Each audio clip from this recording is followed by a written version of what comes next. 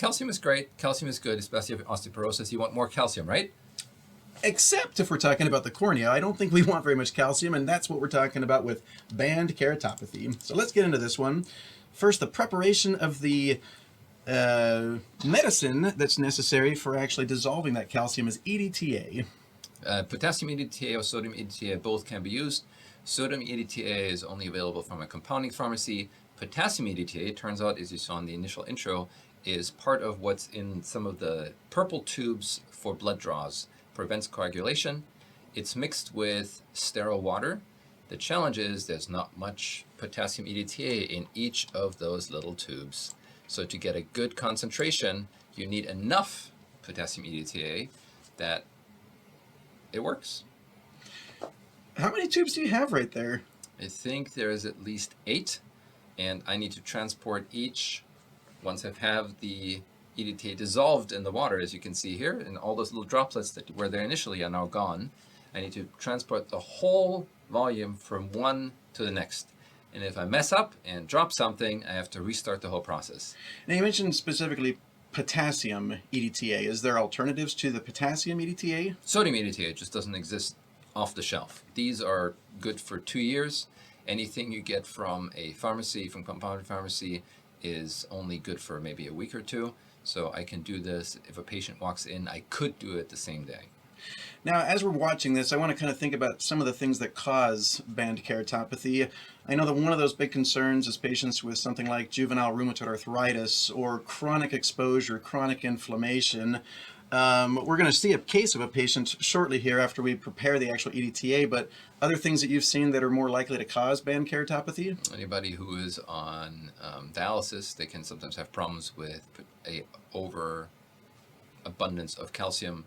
But yes, the things to be watch out for is especially in kids. So there's little droplets that I show again. In kids, the chronic uveitis. In adults, very commonly associated with silicone oil, because silicone oil produces mild inflammation. Not enough to really do something about it in the front part of the eye, meaning treat with steroids, but enough to promote deposits of calcium. Are there alternatives that you would think of to doing something like a chelation treatment? If the patient is not going to have chelation, is there some other way to manage band keratopathy? Band keratopathy, I guess we should briefly talk about when it needs to be managed. So this particular patient had perfect vision if it wasn't for the band. So their treatment makes sense to improve vision. Other patients, if the band is very advanced, you get little deposits of calcium that they can flake off. They hurt, they're painful, and then the treatment, besides removing it, if the cause is not treated, it comes right back. We sped this up a little bit because it was taking a while, is to cover the eye with conjunctiva so that the band does not come back. I imagine the further along you get through this process, the more nervous you are about losing some of that material there, because then you have to restart from the beginning, wouldn't you? Correct. Hence, yes, I appreciate the benefit of a fast run through this. And now we are prepared to get in the exam room with the patient. So we're going to take a look at the patient's first step of chelation, which is epithelial removal. The epithelium I like to remove, not just scrape it off, but use dilute alcohol on a Q-tip that I apply, and then the epithelium comes off very easily. Otherwise, the epithelium sticks just as much as on normal cornea, meaning it would be difficult to scrape off, and the patient tends to be in a lot of discomfort after this anyway.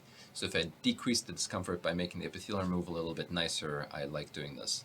I also like to use my fingers as opposed to speculum, more comfortable, and slit lamp as opposed to operating microscope, also more comfortable. I've seen the epithelium also removed with alcohol in cases of PRK, for example. Also prior to corneal cross-linking for a keratoconic patient who's going to have corneal cross-linking. Most of that looks like it came off pretty nicely with a golf spud. Now the forceps are just cleaning off the edges, getting a little excessive epithelium off, and this is just down to basement membrane, and this is going to expose that actual calcium deposit on the surface of the cornea now. And here I want to make sure that I have everything open. Any epithelium that's dead but not removed can potentially lead to recurrent corneal erosion, so I want to get the edges nice and clean, as you already mentioned. Now it's a good thing you prepared that EDTA, because pretty soon you're going to need to put that on a sponge tip. How long does it actually take the EDTA to start to dissolve some of the calcium? That depends on the, well, I guess some immediately, but when you will see an effect depends on the thickness of the calcium. This I expect to go fairly quickly. So this is just the wiping of the EDTA.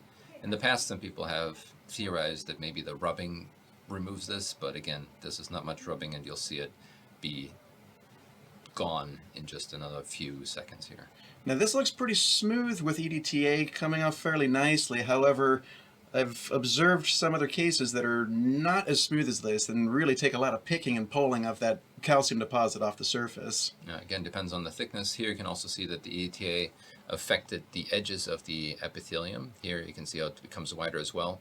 And so I go around and smooth this out again because this is either retained EDTA or poor epithelium, which again, if not removed, can lead to recurrent erosions. And these patients are in discomfort because EDTA is a chemical. So they basically have a chemical burn. I tend to rinse a lot and ask them to use copious artificial tears. One thing I noticed from this technique also to mention is it looks like with the Gulf Spud, it's always going in towards the defect as opposed to out towards the limbus. It keeps the clinician in full control of how much epithelium is being removed. And here I like the Gulf Spud to remove epithelium because I kind of compare it to if you cut dough, you push down through the epithelium and then just move it sideways.